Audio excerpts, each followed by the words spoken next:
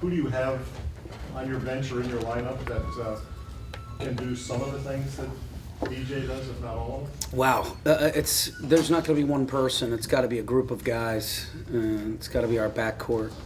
It's got to be Shep and Gino and Brandon Taylor. It's got to be a bunch of guys that step up for him and replace his production, but more importantly, replace his leadership.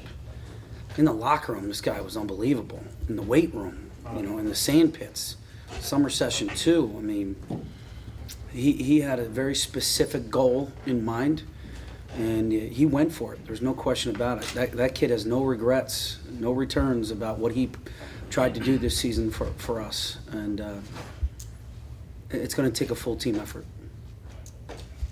Do you think he buys the draft or the combine explanation?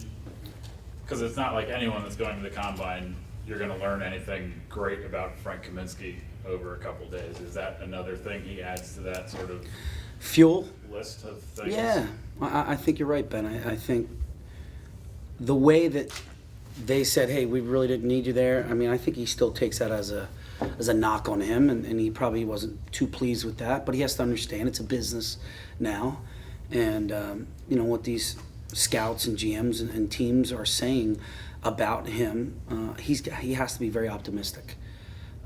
But again, another fuel, a little bit more fuel to his fire to really excel in these upcoming workouts that he's about to participate in.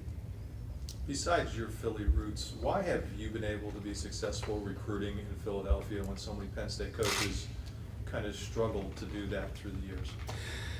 You know what I would say? It's relationships. It all, I grew up here. I lived here. I went to Episcopal Academy, which was on City Line Avenue. I played for a legend in Herb McGee, who was a 1,000 games. So when you're connected to him, and my brother played for Fran Dunphy, and you're just in all those circles, and then you go to Villanova and you get your opportunity under Jay Wright. They open so many doors for you with connections, high school coaches, AAU coaches, and I kept those relationships intact. Even though I went to Boston U, I brought in 4 or 5 Philly kids to Boston U.